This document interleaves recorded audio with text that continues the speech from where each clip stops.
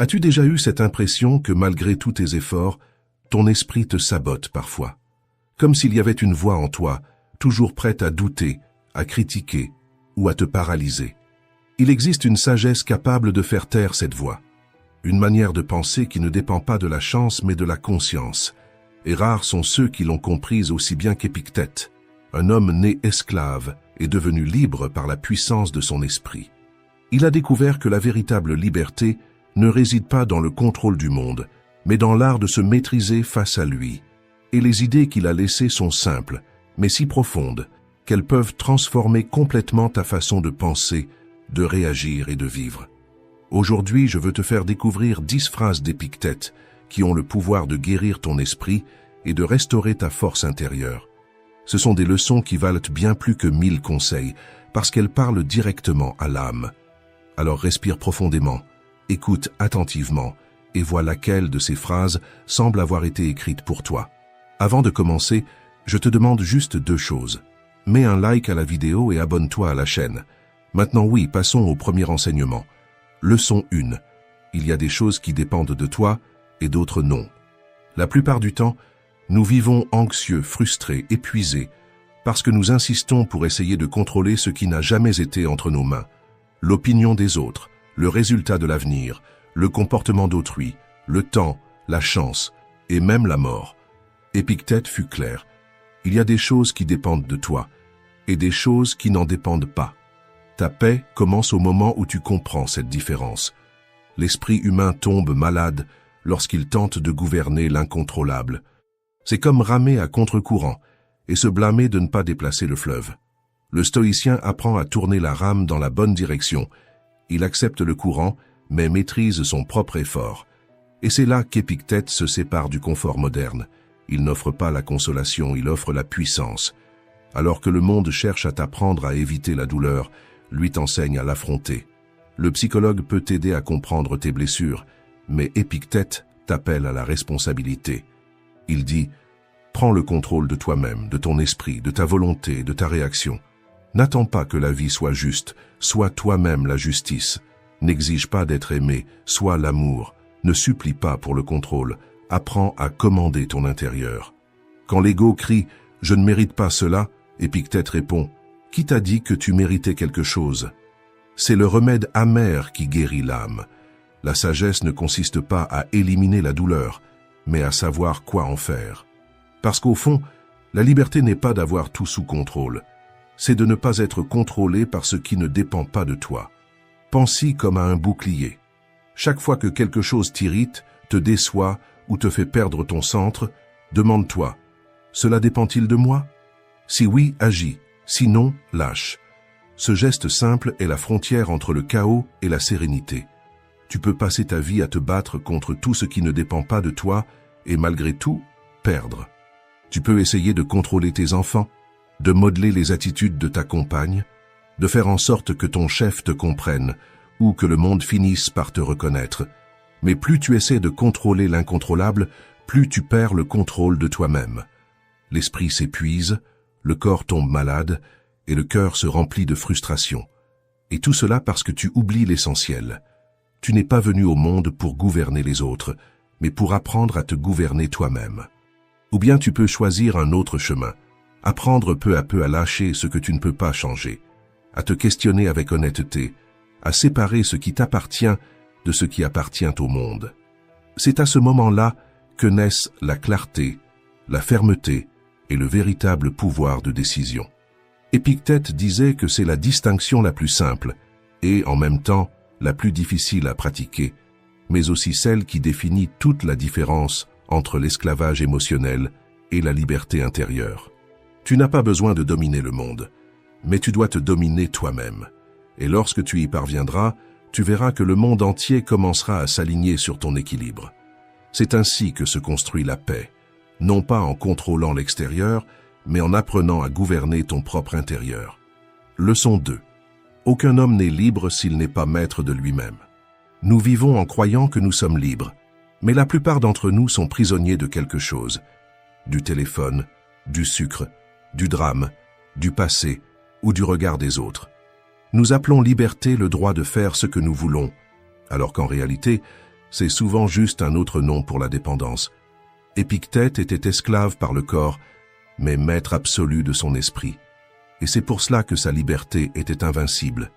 Il savait que la véritable captivité n'a pas de chaîne de fer, mais des habitudes, des vices et des impulsions qui dirigent nos gestes sans que nous nous en rendions compte. Combien de fois dis-tu « encore 5 minutes, encore un bonbon, encore un coup d'œil au téléphone » et tu finis par céder à quelque chose que tu avais déjà décidé d'abandonner?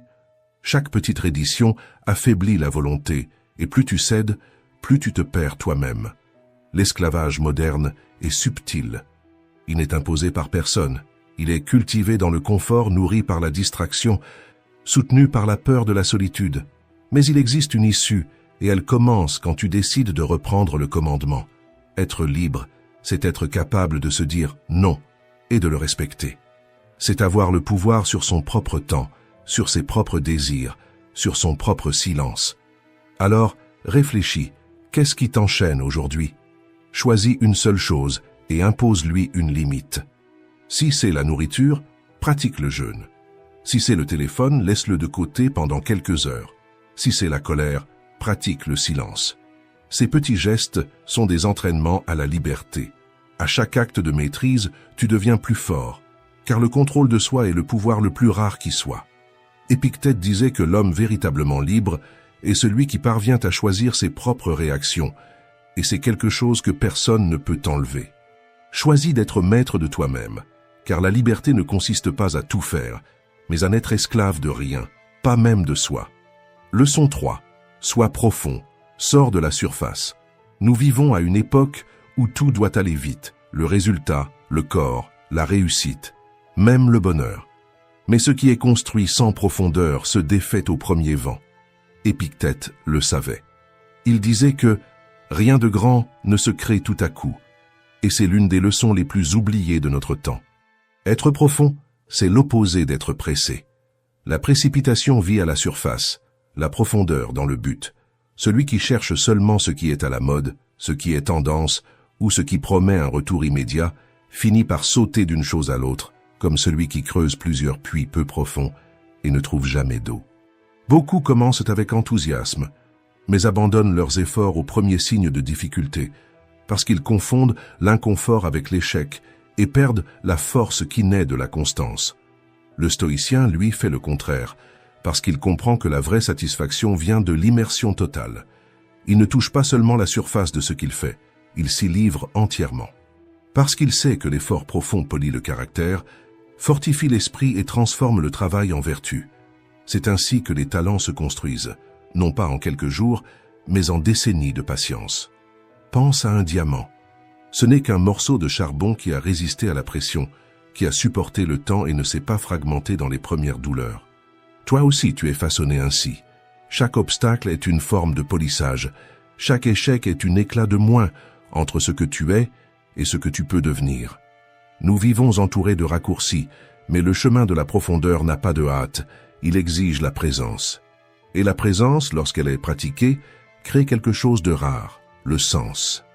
Tu cesses de chercher seulement des résultats, et tu commences à chercher la maîtrise, la joie de faire quelque chose de bien, même si personne ne te voit. C'est pourquoi, voici ton défi. Choisis un domaine de ta vie et décide d'y plonger. Étudie plus que nécessaire, pratique même quand la motivation te manque, reste quand les autres abandonnent. La profondeur ne t'apporte pas des applaudissements immédiats, mais elle te donne quelque chose de bien plus grand, le respect de toi-même. La vie ne révèle ses trésors qu'à ceux qui ont le courage de plonger au-delà de la surface. Leçon 4. Quand nos pensées, nos paroles et nos actions sont alignées, tout coule plus facilement et la peur s'en va. L'incohérence est la 4e leçon d'Épictète. Cet état où tu penses une chose, dis une autre, et fais le contraire. C'est une division silencieuse mais dévastatrice, qui ronge la confiance et nourrit la peur. L'âme commence à tomber malade, parce que l'esprit cesse de se faire confiance, et l'être humain qui autrefois était entier se met à vivre fragmenté.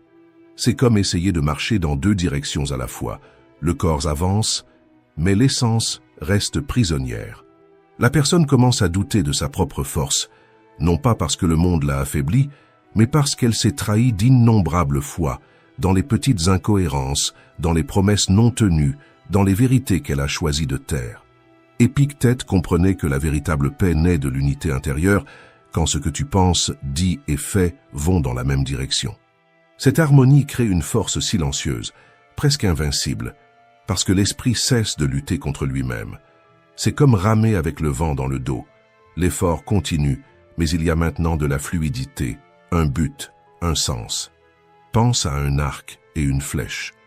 L'arc, c'est la pensée, la flèche, c'est l'action, et la parole, c'est la corde qui les relie. Si l'arc est tordu ou la corde relâchée, la flèche n'atteindra jamais la cible. Il en est de même pour la vie. Quand il y a désalignement entre ce que tu penses, dis et fais, le résultat n'arrive jamais, et la peur grandit, parce que la peur naît du doute. Mais quand il y a cohérence, la peur se dissout, parce que l'âme a confiance en elle-même. Le philosophe grec Aristote disait « L'excellence n'est pas un acte mais une habitude ». C'est là l'essence de l'intégrité, faire de la cohérence une manière d'exister et non pas seulement un bel idéal. Quand tes paroles reflètent tes valeurs et que tes actions confirment tes paroles, l'esprit s'apaise, le cœur trouve sa direction et tout ton corps entre dans un état de flux. Tu n'as plus besoin de forcer le chemin, tu deviens le chemin. Et le plus puissant, c'est que cette force se cultive. Tu commences petit, tu tiens ta parole, tu termines ce que tu as promis, tu parles avec vérité, même quand c'est inconfortable. Ces gestes paraissent simples, mais ils construisent la base de la véritable confiance en soi, non pas celle qui dépend des applaudissements, mais celle qui naît du respect de soi. Et quand cette intégrité se consolide, la peur ne disparaît pas, elle s'incline. Parce que la peur ne résiste pas à un esprit aligné avec ce qu'il croit.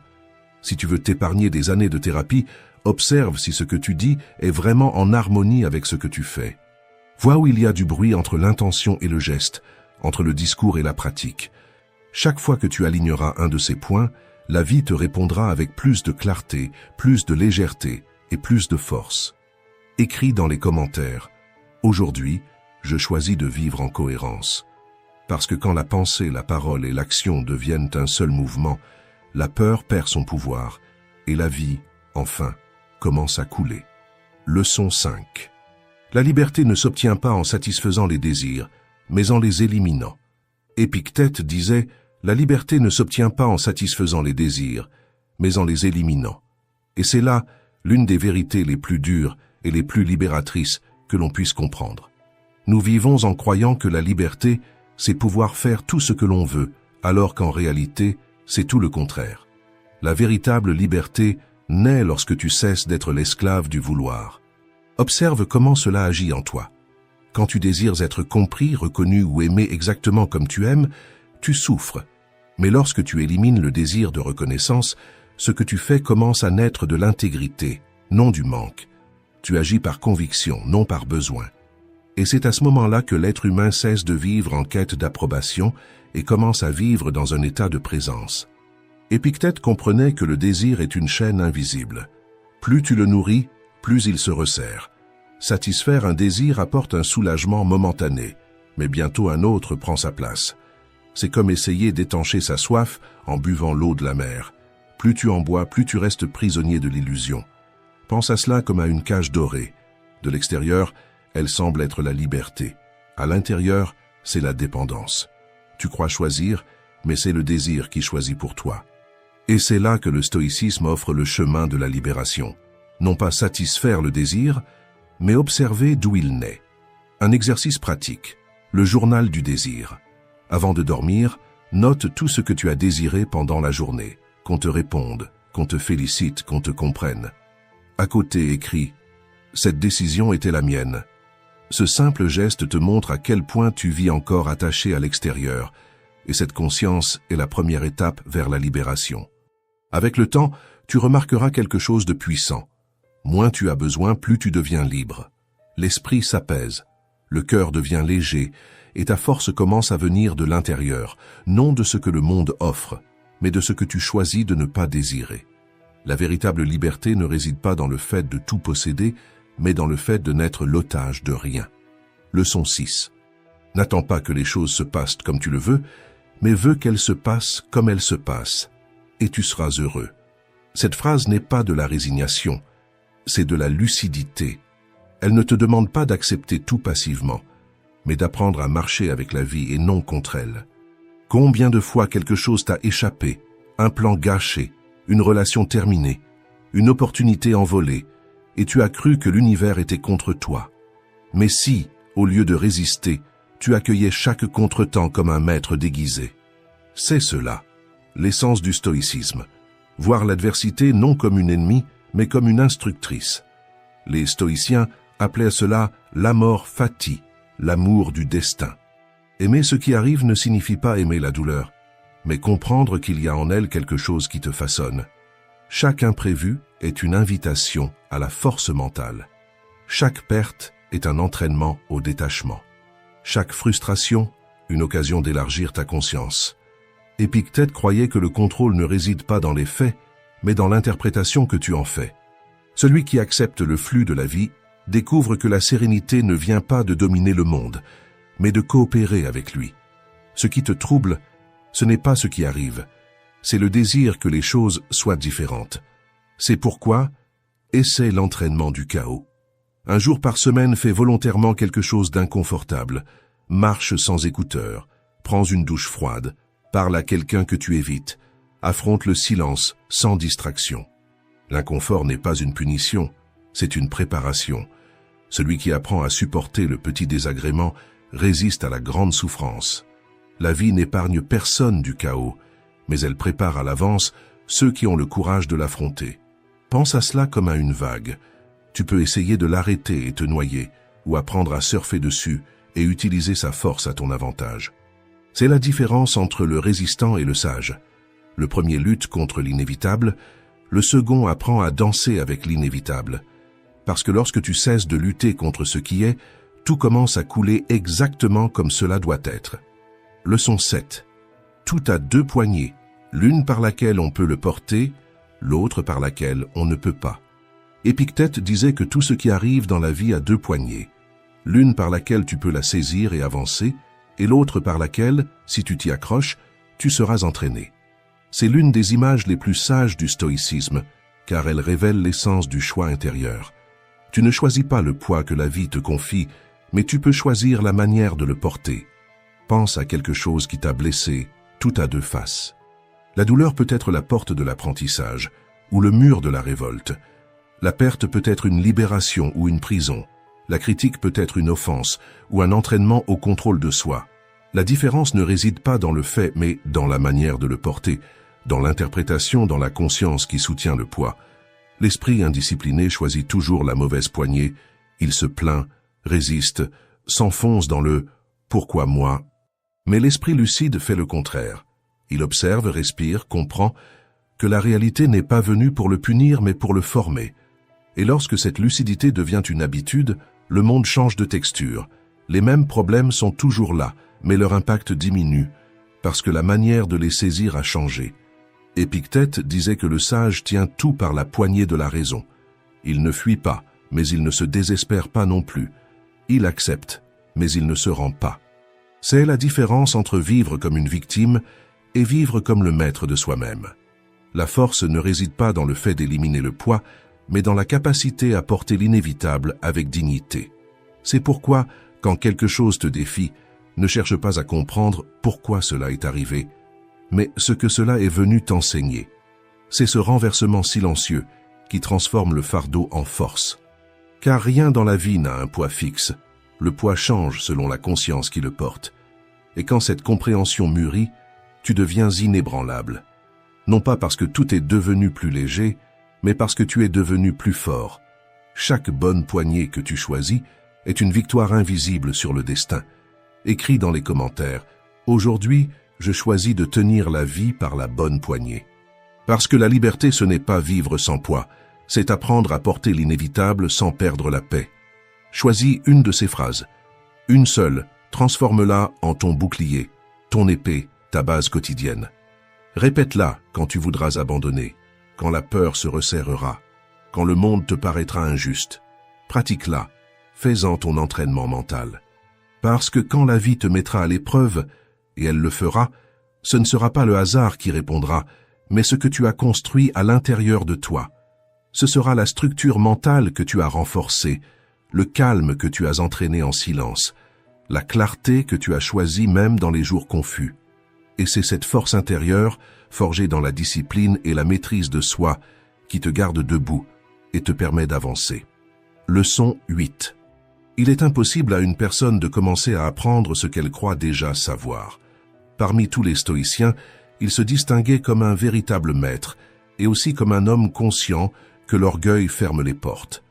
Dans son école, il accueillait des jeunes venus de partout, mais peu étaient vraiment disposés à apprendre. Beaucoup disaient chercher la sagesse, mais arrivaient déjà remplis de certitudes, voulant prouver ce qu'ils savaient au lieu de questionner ce qu'ils ignoraient.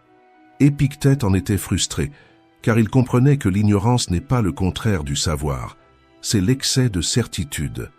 Et cette leçon reste actuelle. Chacun de nous, à un moment donné, croit savoir plus qu'il ne sait.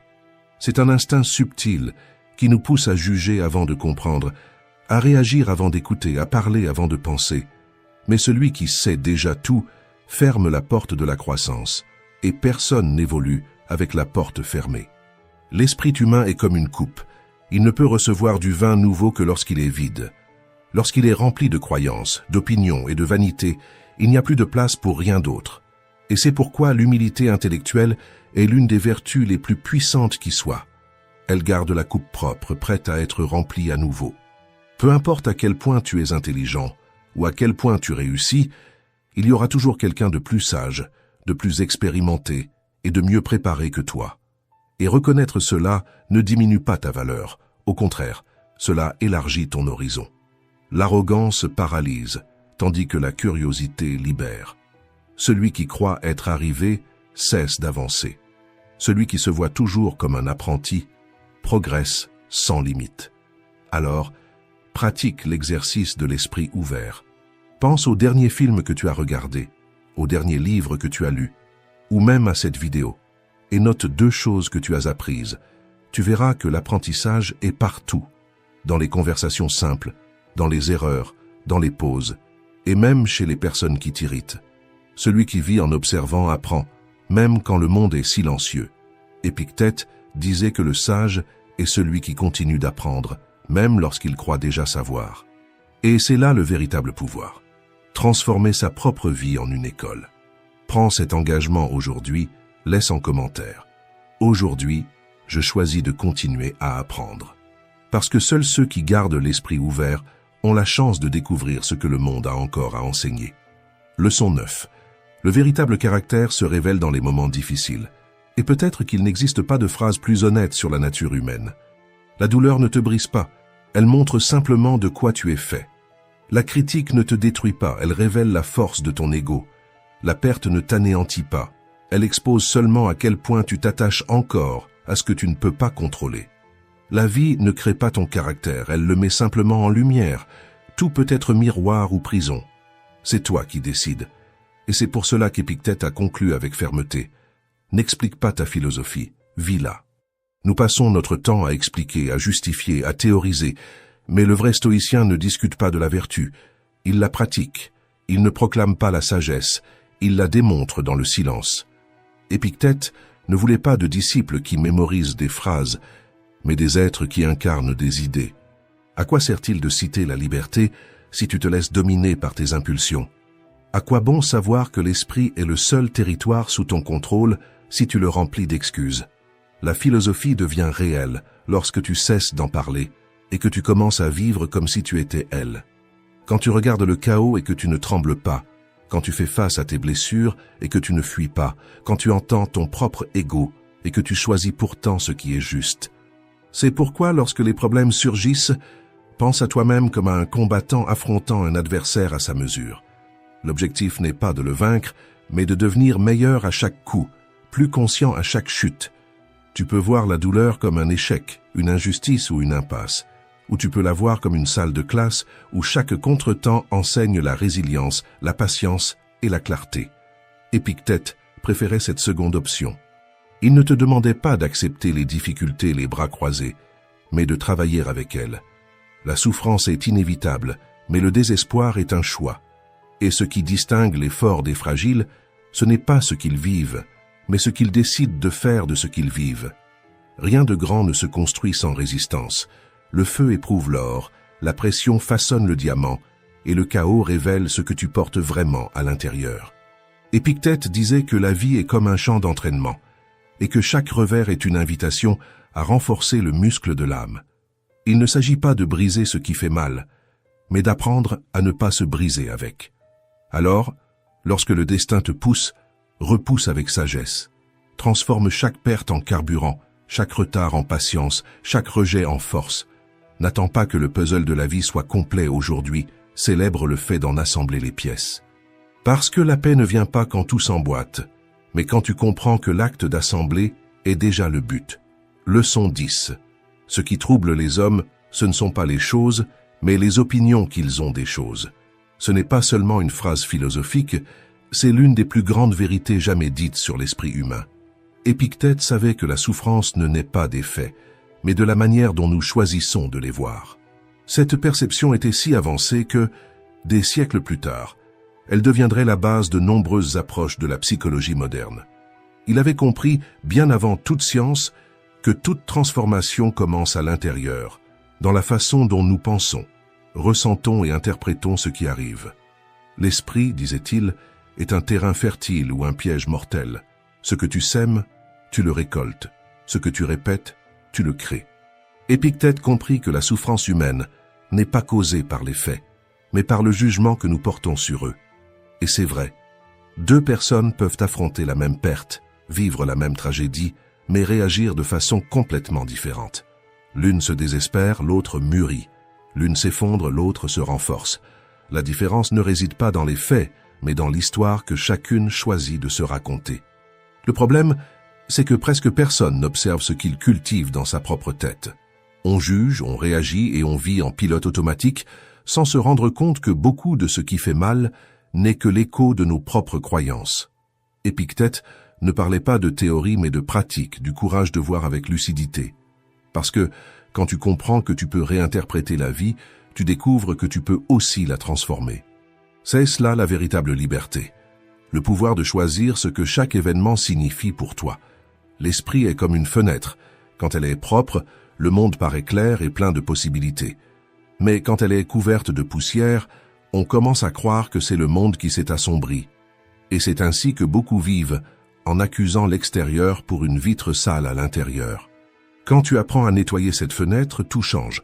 Les mêmes défis sont toujours là. Mais maintenant, tu vois le chemin.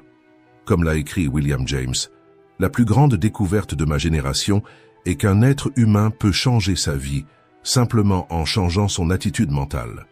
La sagesse stoïcienne commence exactement là, quand tu cesses d'essayer de contrôler les événements et que tu commences à interpréter consciemment ce qu'ils signifient.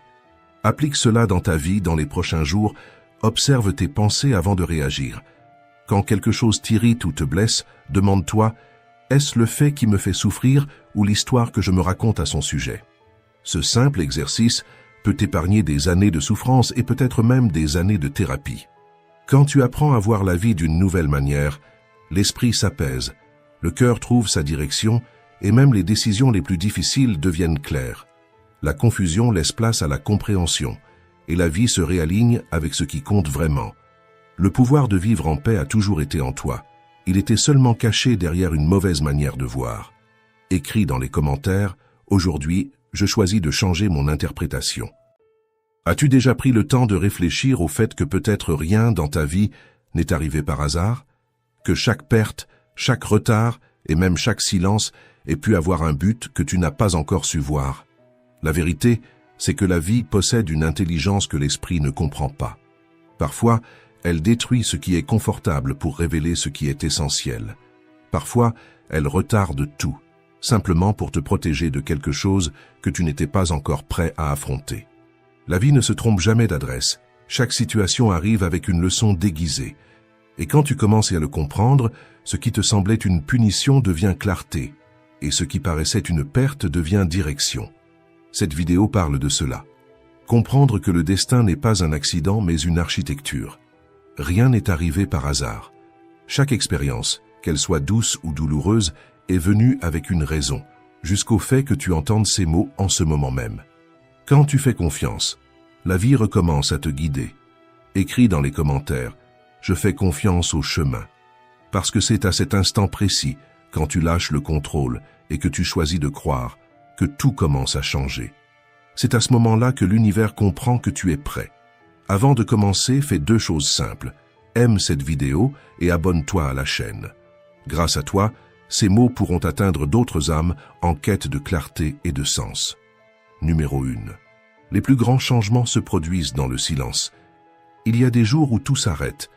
Tu essaies, tu insistes, tu fais des efforts et pourtant rien ne semble avancer. C'est comme si le temps restait immobile, comme si la vie t'avait oublié quelque part sur le chemin. Mais écoute attentivement.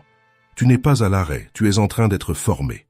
Le stoïcisme nous enseigne qu'il n'existe pas de phase inutile, seulement des phases de préparation. Et le silence fait aussi partie du plan. Marc Aurèle a écrit « Reçois sans arrogance, laisse partir sans attachement ». C'est là l'essence de la sagesse face au temps. Permettre à chaque moment d'accomplir son rôle, sans hâte, sans résistance. Parfois, ce qui ressemble à un retard n'est que la vie qui t'enseigne à avoir la structure nécessaire pour soutenir ce qui arrive. Pense aux saisons de l'année. Sans l'hiver, le printemps ne fleurirait jamais.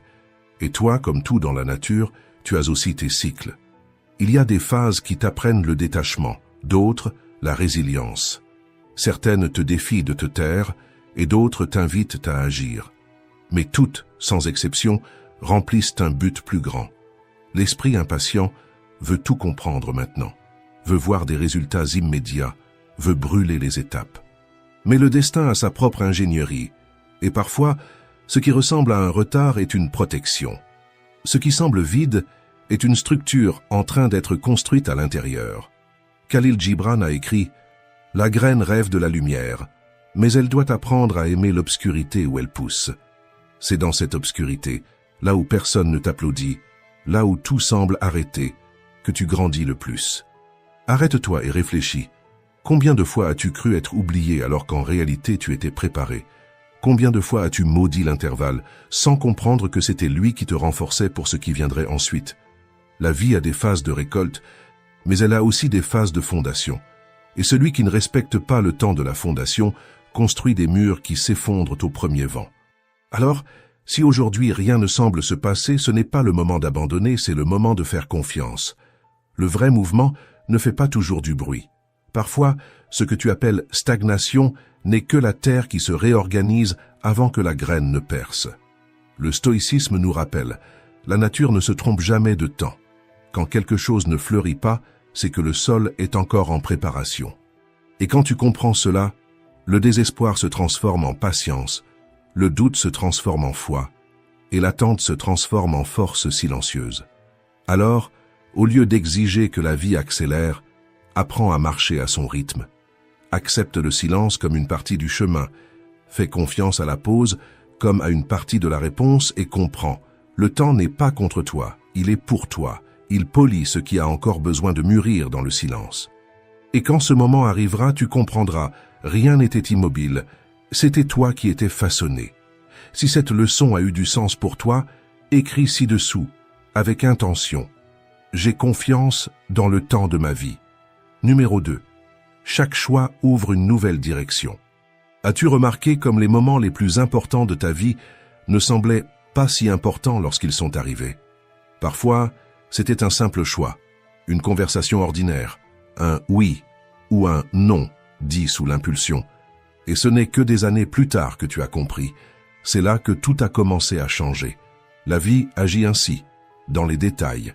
Pendant que tu attends le spectacle, elle se meut dans les coulisses. Le destin n'annonce pas ses mouvements. Il se construit à partir de ce que tu répètes. Chaque mot que tu choisis, chaque pensée que tu nourris, chaque attitude que tu maintiens, même lorsque personne ne te voit, tout cela écrit la route que tu parcourras plus tard. Les stoïciens le savaient. Marc Aurèle a écrit « Ce qui est en ton pouvoir ». Tes opinions, tes intentions, tes désirs et tes actions. C'est cela qui façonne ta vie. Tu ne contrôles pas le monde, mais tu peux contrôler la manière dont tu marches dessus. Pense à la vie comme à un sentier de sable mouillé. À chaque pas, tu laisses une trace, et tôt ou tard, tu devras repasser par l'endroit où tu as marché. Si tu marches avec conscience, le chemin devient solide. Si tu marches avec négligence, ton empreinte devient un piège. La plupart des gens vivent en pilote automatique. Ils répètent les mêmes habitudes, se plaignent des mêmes choses, accusent le même passé et espèrent que quelque chose changera sans rien changer. Mais la vie ne répond pas à ce que tu désires. Elle répond à ce que tu pratiques. Tu veux plus de paix? Pratique le silence. Tu veux plus de clarté? Commence à mettre de l'ordre. Tu veux plus de force? Commence à agir, malgré la peur. L'esprit distrait cherche des raccourcis. L'esprit éveillé choisit la cohérence. Et c'est pourquoi un petit acte de discipline a plus d'impact sur ton destin que 1000 intentions vagues. L'univers n'écoute pas ce que tu promets. Il répond à ce que tu répètes.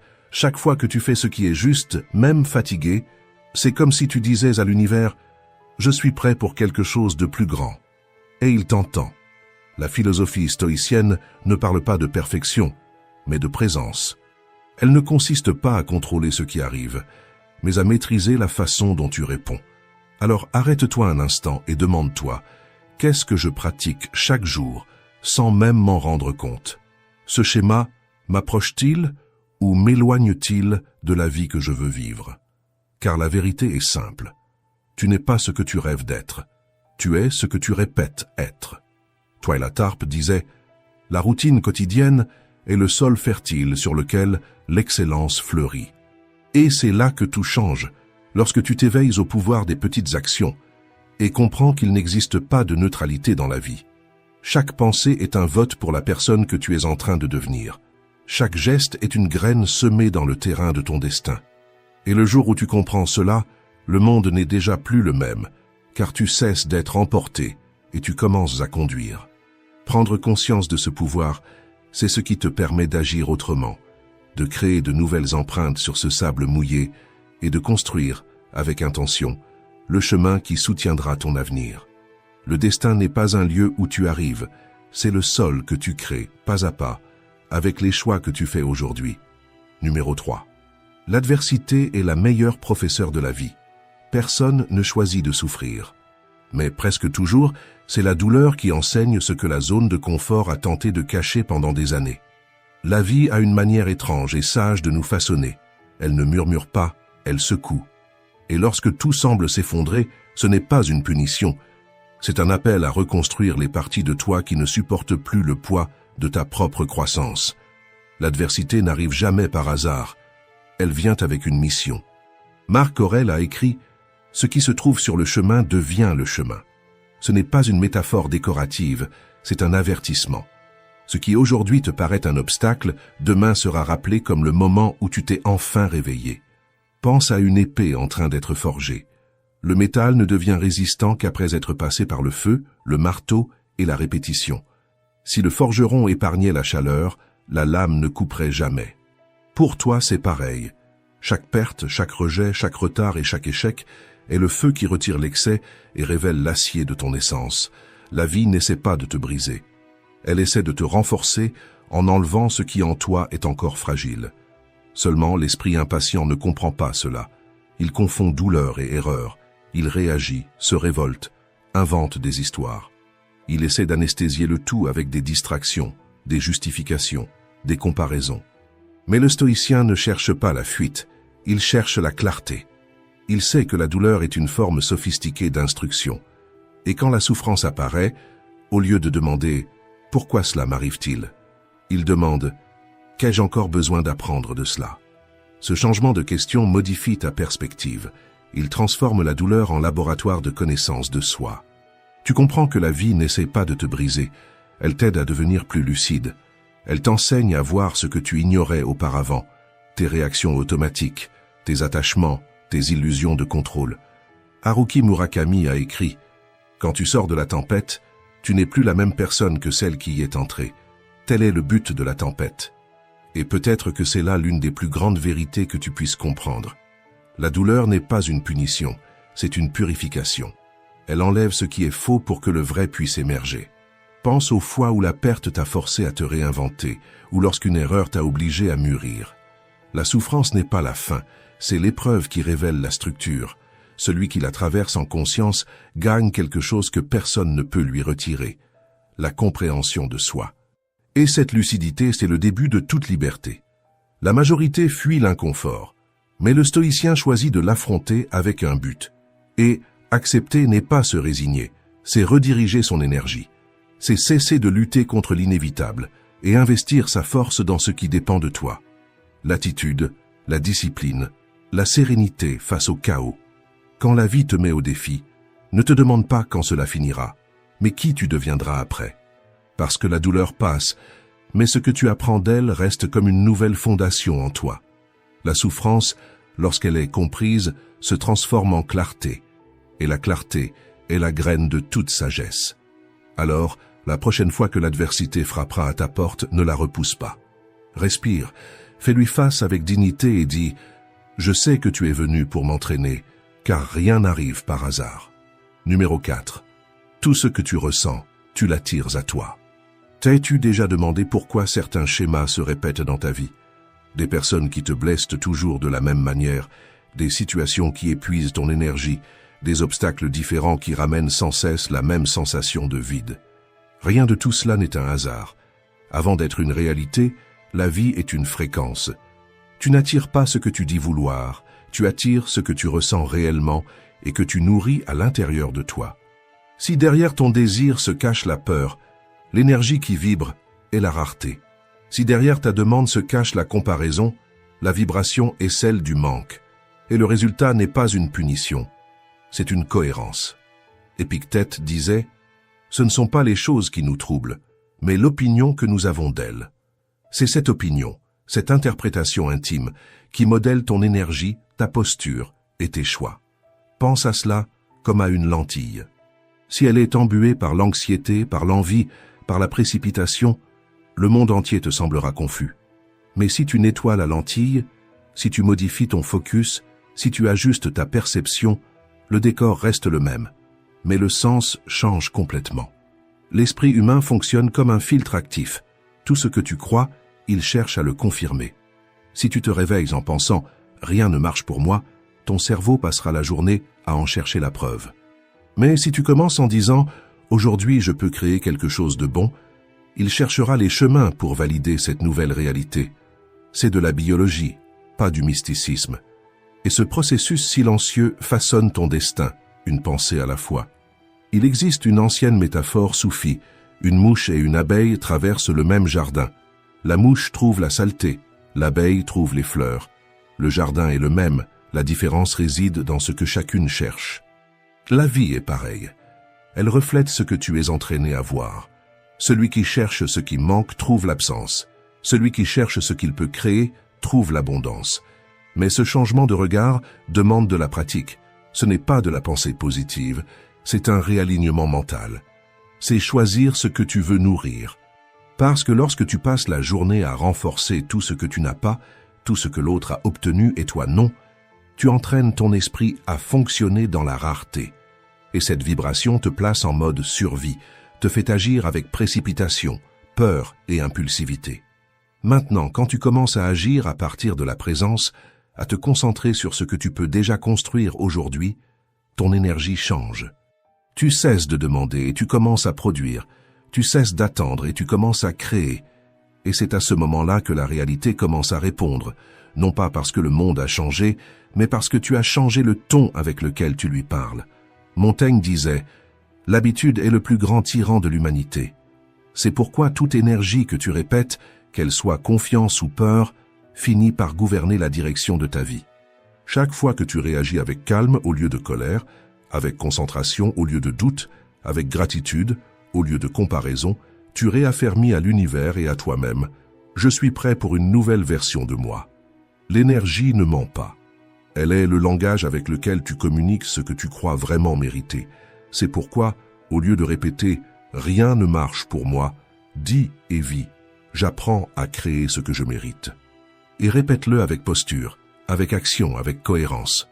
Quand tu modifies ta fréquence intérieure, la vie ne tarde pas à répondre, car tout ce qui vibre en harmonie se reconnaît. Les personnes, les opportunités, les chemins. Et ce qui n'est pas aligné avec ton nouvel état s'éloigne naturellement. Ce n'est pas une perte, c'est une purification.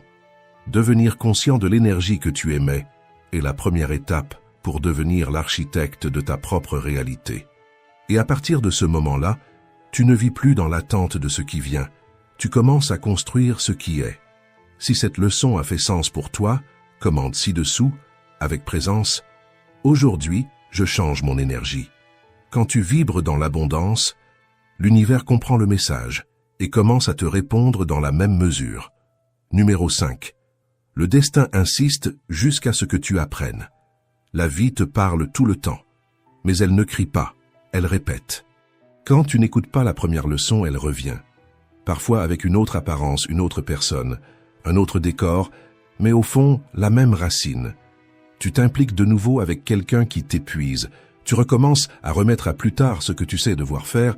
Tu ressens la même angoisse face à des situations que tu avais juré avoir dépassées. Ce n'est pas de la malchance, ni une punition. C'est une invitation à la conscience. Marc Aurèle disait « L'âme prend la couleur de ses pensées ». Et c'est exactement ce qui se passe. Si tu penses toujours de la même manière, agis de la même façon et évites les mêmes douleurs, l'univers te répond avec la même teinte. Tant que tu ne changes pas la tonalité de ta présence, la vie continuera de peindre le même tableau devant toi. Pense à la vie comme à une rivière. Si tu insistes à te jeter toujours dans le même coude, tu seras entraîné par le même courant. Mais si tu changes ton point d'entrée, si tu observes le flux avant de plonger, le trajet change. C'est ainsi que la conscience agit. Elle n'élimine pas la rivière, elle t'apprend à nager autrement. Les répétitions sont des rappels. Ce sont comme des signaux qui clignotent dans l'obscurité, disant « Il y a encore ici quelque chose que tu dois comprendre ». Les ignorer, c'est comme essayer d'éteindre une alarme en se bouchant les oreilles. Le son peut diminuer, mais le problème reste. Le philosophe Nietzsche disait « Ce qui est fait par amour se produit toujours au-delà du bien et du mal ». Et c'est là une clé profonde. Les cycles qui se répètent ne viennent pas pour te punir, ils viennent pour te faire mûrir. Ce sont des expressions de la vie elle-même qui t'aiment assez pour te donner une nouvelle chance d'agir avec lucidité. Pense à un forgeron qui refait une pièce jusqu'à ce qu'elle atteigne sa forme exacte. À chaque coup, il corrige, ajuste, perfectionne. La vie fait la même chose. Elle répète les situations, les rencontres et les défis jusqu'à ce que ta structure intérieure soit capable de soutenir le niveau suivant. Ce qui t'irrite aujourd'hui est précisément ce qui te révélera demain ce qui doit encore être poli. Et c'est là que la plupart des gens se perdent. Ils essaient de fuir la répétition. Change le décor, change les personnes, change de ville, mais ne change pas de conscience. Et où qu'ils aillent, les schémas les suivent, car le point commun entre eux tous, c'est toi. C'est ta manière de réagir, d'interpréter, de résister à l'apprentissage. La répétition ne se dissout que lorsque tu comprends ce qu'elle est venue t'enseigner. Quand tu cesses de blâmer l'autre et que tu commences à voir ton propre reflet, quand tu réalises que la vie n'est pas contre toi, elle essaie simplement de t'aligner avec ce qui doit encore mûrir. Alors arrête-toi un instant et observe. Qu'est-ce qui se répète en ce moment dans ta vie? Quels comportements reviennent encore déguisés en nouveaux problèmes? Et surtout, qui dois-tu devenir pour que cela n'ait plus besoin de revenir? Parce que l'univers ne se lasse pas de t'enseigner, mais il change de ton quand il voit que tu as compris. Quand la leçon est assimilée, le cycle se termine. Et quand tu deviens plus conscient, la vie comprend. Maintenant, il est prêt pour quelque chose de nouveau.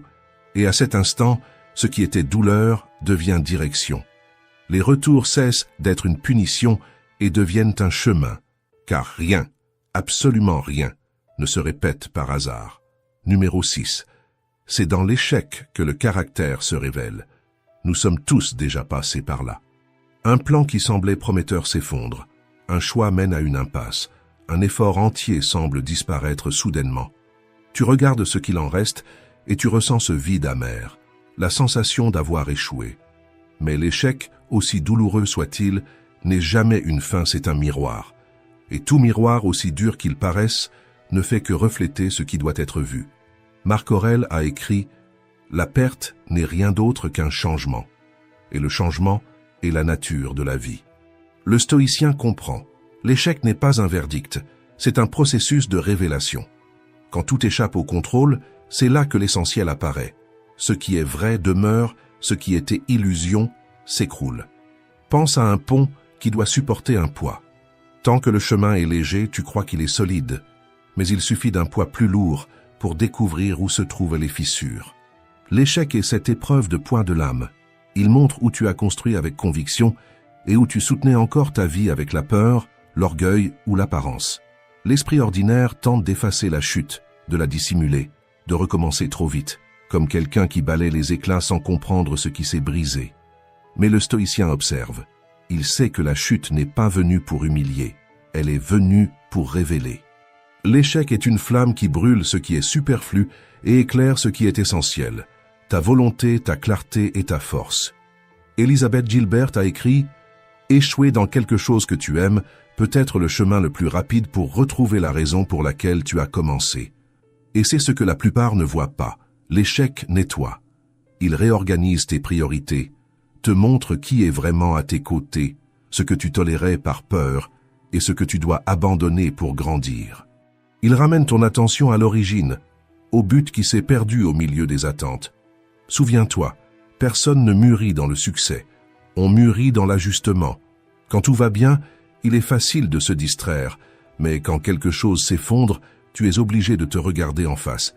C'est dans ce regard inconfortable mais honnête que la transformation commence. L'échec n'est pas une impasse, c'est un détour intentionnel. C'est la vie qui te conduit vers un chemin que ta vanité ou ta précipitation ne t'auraient pas permis de voir seul. Et si tu as le courage d'aborder ce virage avec humilité, tu comprendras que rien n'a été en vain. Ce qui est tombé devait tomber pour que le nouveau ait la place de naître. C'est pourquoi la prochaine fois que tout semblera aller de travers, ne te sens pas honteux. Observe, apprends et demande avec courage « Qu'est-ce que cette chute est venue me montrer que je refusais de voir ?» Car au fond, le véritable échec n'est pas de tomber, c'est de se relever identique. L'erreur qui se répète devient une prison. L'erreur comprise devient sagesse. Et quand tu apprends de la chute, le sol qui t'a fait tomber devient le même sol qui désormais te soutient. Numéro 7. Pour que le nouveau puisse naître, l'ancien doit partir. Deux corps ne peuvent pas occuper le même espace. Nous avons tous appris cette loi de la physique. Mais peu de gens réalisent qu'elle régit aussi l'âme. Rien de nouveau ne peut entrer si l'ancien occupe encore la place. Aucun cycle ne peut fleurir si le précédent n'est pas arrivé à sa fin. Certaines choses ne quittent pas ta vie parce qu'elles étaient mauvaises, elles partent simplement parce qu'elles ont déjà rempli le rôle qu'elles devaient jouer. Mais l'esprit attaché ne comprend pas cela. Il essaie de retenir ce qui s'en va, comme si le monde commettait une erreur, comme si perdre était une injustice. Pourtant, aux yeux de la vie, la perte n'est pas une punition, c'est une direction. Épictète disait « Ne souhaite pas que les choses arrivent comme tu veux, souhaite qu'elles arrivent comme elles doivent arriver, et tu trouveras la paix. » Ces mots ne sont pas une résignation, ils sont une libération, car ce qui s'en va souvent fait simplement de la place pour ce qui est enfin vrai. Le problème, c'est que pour l'ego, perdre revient à mourir un peu. Et en partie, c'est bien cela. La fin d'une ancienne identité pour qu'une version plus mûre puisse naître. Pense à l'arbre en automne. Les feuilles ne tombent pas par erreur. Elles tombent parce que le cycle a changé. Et si l'arbre insistait pour garder ce qui est déjà sec, il étoufferait ses propres branches et empêcherait le printemps. Toi aussi, tu es ainsi. Il y a des moments où la vie doit retirer ce que tu t'obstines à porter, non par cruauté, mais par amour, pour ta croissance. Beaucoup des pertes que tu pleures encore aujourd'hui étaient, en vérité, des libérations déguisées. Tu as perdu une relation qui te vidait. Tu as perdu un travail qui te rapetissait. Tu as perdu une version de toi-même qui ne tenait plus dans ta conscience actuelle. Et c'est dans ce vide apparent que tu as découvert une nouvelle force, la force de recommencer sans garantie, de te reconstruire à partir de la vérité. Clarissa Pinkola Estés a écrit « Chaque fois que tu perds quelque chose, c'est parce que quelque chose en toi est appelé à naître. » Et c'est vrai. La perte n'est pas la fin, c'est la naissance du nouveau. Elle t'oblige à respirer profondément et à faire de la place, car pendant que tu essaies de combler le vide avec précipitation, l'essentiel, lui, est encore en train d'être préparé. Tu peux pleurer, te retirer, te taire, c'est humain. Mais sache que la vie ne laisse jamais un vide par hasard.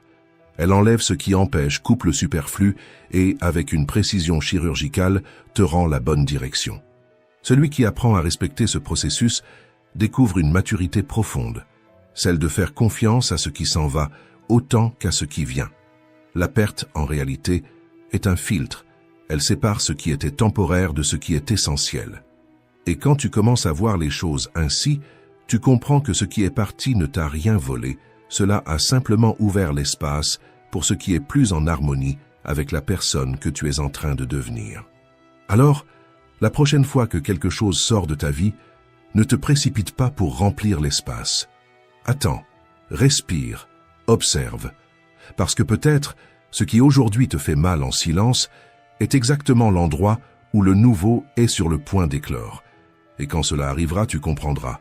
La perte n'a jamais été la fin, c'était le réalignement nécessaire pour qu'une chose plus grande trouve enfin sa place. Numéro 8. Cesse d'avoir peur. Commence à faire confiance. Accepter que rien n'arrive par hasard, c'est le premier pas pour apprendre à faire confiance. Mais faire confiance, ce n'est pas croiser les bras, c'est continuer à avancer, même sans voir tout le chemin. C'est respirer profondément, même quand tout semble confus. Et pourtant se dire à soi-même, quelque chose est en train de s'aligner que je ne peux pas encore comprendre. Seulement, l'esprit veut des garanties. Il veut savoir quand tout ira bien. Il veut contrôler le temps. Il veut prévoir les issues. Et tant qu'il ne reçoit pas de réponse, il s'affole, il invente des scénarios, il répète d'anciennes peurs et appelle cela « réfléchir ». Mais ce n'est pas de la raison, c'est la peur qui essaie de prendre le volant de la vie.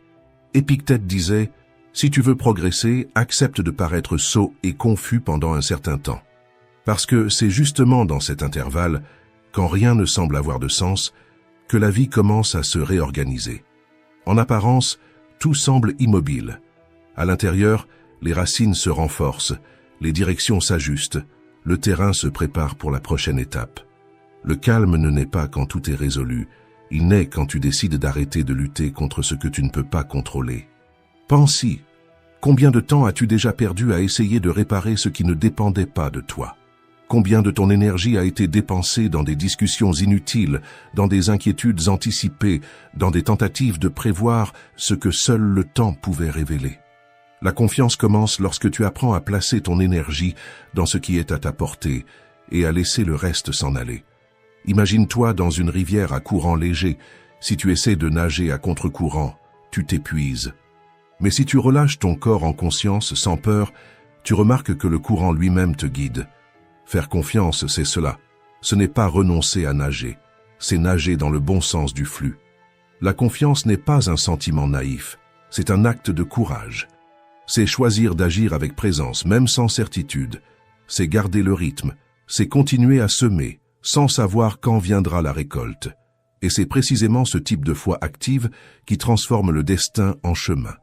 Ralph Waldo Emerson a écrit « Quand nous faisons confiance, nous simplifions. Et tout ce qui est simple s'écoule. » Cette phrase explique ce que le stoïcisme a toujours enseigné. Ce qui t'étouffe, ce n'est pas la vie, c'est l'excès de résistance. L'esprit qui cherche à prévoir chaque pas devient trop lourd pour le présent, et le présent est le seul lieu où l'équilibre existe. Quand tu fais confiance, la peur perd de sa force, car elle ne dicte plus le rythme. La précipitation cède la place à la patience, l'anxiété se transforme en attention, et une nouvelle force commence à naître, non pas impulsive, mais ferme et constante, comme quelqu'un qui a appris à marcher avec le temps et non contre lui. Faire confiance, c'est garder le pas même quand l'horizon est voilé. C'est accepter que ce que tu ne contrôles pas puisse, oui, être en train de te conduire là où tu dois aller, même si cela fait encore mal, même si cela paraît confus. La vie te montre rarement la carte entière, mais elle te donne toujours la prochaine coordonnée, le pas qui t'appartient maintenant. Alors, quand tout te semblera incertain, ne recule pas. Respire, ajuste ton pas, fais ce qui est à ta portée et fais confiance à ce que le temps est encore en train de construire. La vie ne se trompe jamais d'adresse. Si quelque chose est arrivé jusqu'à toi, c'est qu'il est arrivé avec un but, c'est qu'il fait partie exactement du chemin que tu dois traverser pour devenir celui que tu es destiné à être. Numéro 9. Tu découvres ton but en vivant. Que faire quand la vie perd sa lumière, quand tout semble identique et que même ce qui avait du sens ne t'anime plus? C'est le moment où beaucoup abandonnent, mais c'est aussi le point précis où le véritable but commence à naître. Le sens de la vie ne se découvre pas d'un seul coup. Il se construit pendant que tu vis, dans les gestes simples, dans les choix honnêtes, dans les petites attitudes que tu répètes chaque jour. Et la plupart du temps, il disparaît parce que tu essaies de le trouver seulement dans les résultats, et non sur le chemin. Viktor Frankl, qui a survécu à un camp de concentration, a écrit « Celui qui a un pourquoi peut supporter presque n'importe quel comment ». Et c'est cela. Ce qui détruit, ce n'est pas le poids de la vie, c'est de vivre sans raison de le porter. Parfois, le sens s'éteint, parce que tu as cessé de prendre soin de ce qui compte vraiment. Tu t'éloignes des autres, tu t'attaches à des objectifs vides, tu te compares trop. Mais le but n'est pas de vaincre le monde, il est de rester entier à l'intérieur, même quand le monde te pousse à sortir de toi. Anne Lamott a écrit « Presque tout refonctionne si tu le débranches quelques minutes, y compris toi. » Et peut-être que c'est cela qu'il te manque, te déconnecter un peu du bruit, respirer et te reconnecter à ce qui est essentiel. Tu veux retrouver le sens de la vie? Recommence à faire le bien, même sans retour. Recommence à te consacrer, même sans applaudissements. Recommence à remercier, même dans les jours difficiles. Le sens est caché dans les petits gestes qui gardent l'âme vivante. Parce qu'au fond, le but n'est pas quelque chose que tu trouves, c'est quelque chose que tu crées. Il naît chaque fois que tu choisis de continuer avec foi, d'agir avec présence et de garder la douceur, même quand la vie se durcit. Et un jour, quand tu regarderas en arrière, tu comprendras. Le sens ne t'a jamais abandonné, c'est toi qui devais t'arrêter pour le ressentir à nouveau. Chaque personne que tu as croisée, chaque douleur que tu as affrontée, chaque choix qui te paraissait petit, tout cela te façonnait pour devenir celui que tu devais être. Rien n'a été laissé au hasard, ni les chutes, ni les détours, ni ce moment présent où tu écoutes ces mots.